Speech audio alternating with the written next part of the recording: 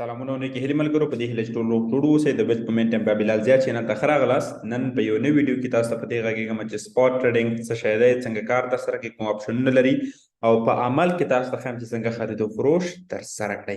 دا ویډیو تر پایه درسره وګورئ، لایک کړئ تر څو نور ملګرو ته هم ورسیږي، هغوی هم له دغه فرصت ګټه واخلئ، سبسکرایب کړئ تر څو له نورو مخکې تاسې اپډیټ معلومات لاسته راوړئ. لکه څنګه چې ما تاسو ته وعده درکړې وه چې زه به تاسو ته هر هفته په مختلفو برخو باندې غږیږم. دا د دې هفتې اخري ویډیو ده چې موږ د بینانس په اړه غږیږو، بینانس کې بیا د سپاټ ټریډینګ په اړه غږیږو، د نورو ټریډینګ ډولونو په اړه په راتلونکو هفتو کې غږیږو. نو تر هغې پورې تاسې له نورو برخو ګټه اخیستلی شئ.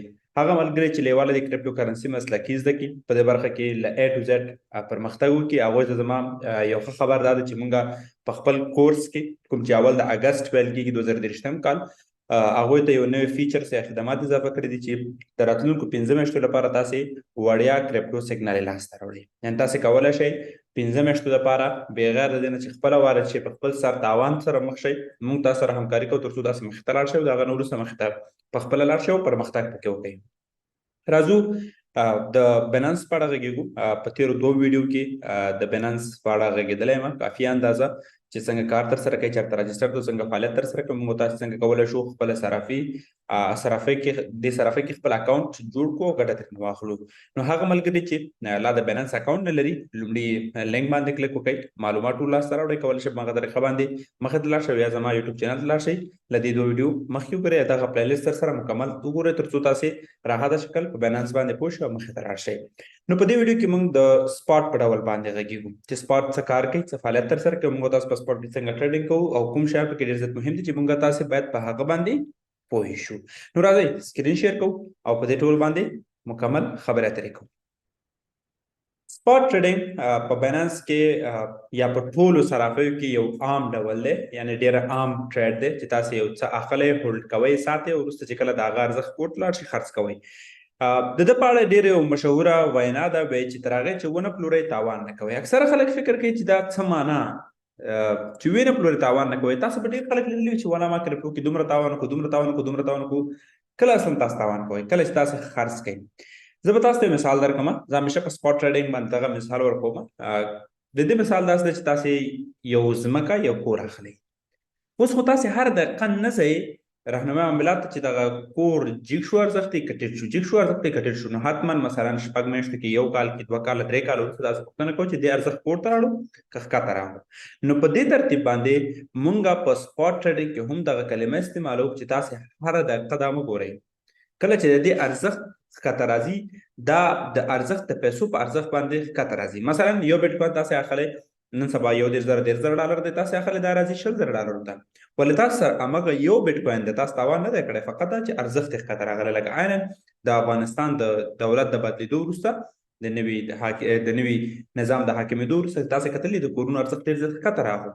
ولې که چا خرڅ کړه هغوی تاوان وکړو، که چا خرڅ نه کړه هغوی تاوان نه دی کړی تر اوسه پورې، بلکې ارزښت یې ښکته راغلی. نو په سپاټ ټریډ کې تاسې هغه وخت تاوان کوئ کله چې وپلورئ. نو تر هغې چې تاسې نه دی پلورلی هېڅکله په تاوان کې نه، فقط هولډ یې کوئ، ویې ساتئ او ویې ګټئ. راځو اول دې ته چې خرید و فروش دی. په سپاټ ټریډینګ کې تاسې اوسني حالات د بازار یو څه اخلی او بېرته یې خرڅوئ، کله چې په ګټه کې او یا هم تاسې مثلا یو څه اخیستي دي هغه بېرته خرڅوئ. ډېر په نارمل ډول باندې تاسې په بینانس صرافۍ باندې دا بېرته پلورئ. که هغه مثلا بیټ کوین وي، هغه که هر څه وي، تاسې مستقیما پلورئ او ګټه ترې لاسته راوړئ. نو په دې ترتیب تاسې کولی شئ په دې کې خرید و فروش وکړئ چې زه د دې ویډیو په پای کې تاسو ته په عملي شکل د خرید و فروش ساحه ښیم چې څنګه یې واخلئ، څنګه یې خرڅ کړئ. ډول په دې بازار کې موږ او تاسو سره د مارکیټ آرډرز دي یا د بازار امر دی چې موږ مثلا هغه حالات کې چې همدا اوس یو څه موجود دي، هماغه حالات کې یو څه اخلو او بېرته یې خرڅوو. موږ په سپاټ کې موږ یو ټارګټ کېدو یا یو لیمټ کېدو چې دغه مثلا دې لیمټ ته ورسېدو، دا واخله او دې لیمټ ته ورسېدو دا خرڅ کړه. ولې په مارکیټ آرډر آپشن کې موږ او تاسې ډېر نارمل ډول باندې ډایرکټي د بازار په نرخ باندې یو څه اخلو او بېرته یې که مارکیټ آرډر ته یې خرڅوو، هماغه وخت اوس حالت کې څومره دی هماغه حالت کې خرڅوو، چې د دې ویډیو په پای کې د دې کارول تاسو ته زه په عملي ډول ښایم. دریم لیمټ آرډرز دي چې تاسې مثلا یو څه ته یو لیمټ کېدی چې موږ ورته ټارګټ ټي پي او اس ایل وایو، یعنې سټاپ لوز او ټیک پروفیټ. نو په دې برخه کې تاسو یو مشخص قیمت کې دی کوم چې د کریپټو کرنسي د غستلو او خرڅولو لپاره کارول کیږي. مثلا یو سړی دی یو کریپټو کرنسي اخلي، یو کوین یا ټوکن اخلي په $1. دا د قیمت کې دي چې کله مثلا بینانس ته دغه آرډر ورکوي چې دا کله $2 شو دا ماته خرڅ او که دا چېرته مثلا د $1 څخه 90 سنټو ته ښکته شو بیا هم خرڅ کړم دغه 10 سنټه زه به ځان تاوان منم خلاص. نو دغه ته تاسو کولی شئ د لیمټ آرډر څخه استفاده وکړئ تر څو خپل لیمټ وټاکئ او د همغه لیمټ څخه ښکته او پورته لاړ شئ چې دا په دې بزنس کې تر ټولو لومړنی شرط دی چې باید تاسو په دې پوه شئ. البته په سپاټ کې دومره ډېر زیات په کار نه خوړل کېږي، یعنې په درد نه خوړل کېږي، ولې په فیوچرز ټریډینګ او مارجن ټریډینګ کې بیا دا برخه ډېر زیاته په درد خوړل کېږي چې انشاءالله په راتلونکو ویډیوګانو کې موږ په دې باندې خبرې اترې کوو. بله برخه چې تاسو ورسره مخ کېږئ هغه د آرډر بوک ده. تاسې یو ساحه خاصه ګورئ، په هغې ساحه کې ټول قیمتونه دي تاسو ته ښکاري او دا د تاسو سره مرسته کوي تر څو بازار تحلیل کوئ، ویې ګورئ او د بازار د ګټې اخیستنې او تاوان څخه د بچ کېدلو لپاره د هغه ګټه واخلئ. بله برخه چې تاسو ډېر زیات شاید ورسره مخ شئ هغه د ټریډ پیرز ده. دا ډېره مهمه ده. اکثره خلک فکر کوي چې دغه بیټکوین چې موږ خرڅوو دا بېرته په څه شي خرڅوو؟ دا بېرته موږ مختلفو شیانو خرڅولی شو. په همدغه صرافۍ کې د بیننس له طریقه مثلا موږ یې بېرته په ډالرو هم خرڅولی شو، موږ یې په نورو پیسو هم خرڅولی شو، خوشبختانه اوس افغانۍ هم پکې شته دی. تاسو کولی شئ په USDT هم واخلئ خرڅ کړئ، مثلا په ایتیریم هم واخلئ خرڅ کړئ، په BNB یا د بیننس په خپل کوین چې دی خپل ټوکن چې دی په هغه باندې هم واخلئ او خرڅ کړئ. دلته په دې بازار کې یو جوړه یو کرپټو یا یو کوین یو ټوکن د بلې کرپټو ټوکن سره تجارت پې ترسره کېږي. مثلا تاسې نغد پیسې د ایتیریم په مقابل کې کېدی، مثلا $10 تاسو سره په بینانس کې دي، ډالر دي در سره، تاسې دغه ډالرو باندې تاسې بینانس څخه غواړئ چې شی واخلئ بیټکوین یا ایتیریم واخلئ. اوس تاسې دغه ایتیریم چې تاسې اخلئ تاسې ډالر ورکوئ، ایتیریم لاسته راوړئ. کله چې دغه ایتیریم بېرته خرڅوئ تاسو ته بېرته ډالر درکولی کېږي. که تاسې چېرته مثلا دغه ایتیریم په BNB اغستی وي، دغه ایتیریم په بیټکوین اغستی وي، دغه ایتیریم په نورو برخو باندې اغستی وي چې تاسو ورسره حتما مخ کېږئ دې برخې سره تاسې بېرته په هماغه پلورئ. اوس کله چې مثلا یو کرنسي تاسو سرچ کوئ، مثلا XRP، تاسو ته به XRP راشي چې XRP په ډالر و، XRP په تیتر و، XRP په بیټکوین و، XRP په ایتیریم و، BNB په دې برخو باندې به تاسو ته راشي.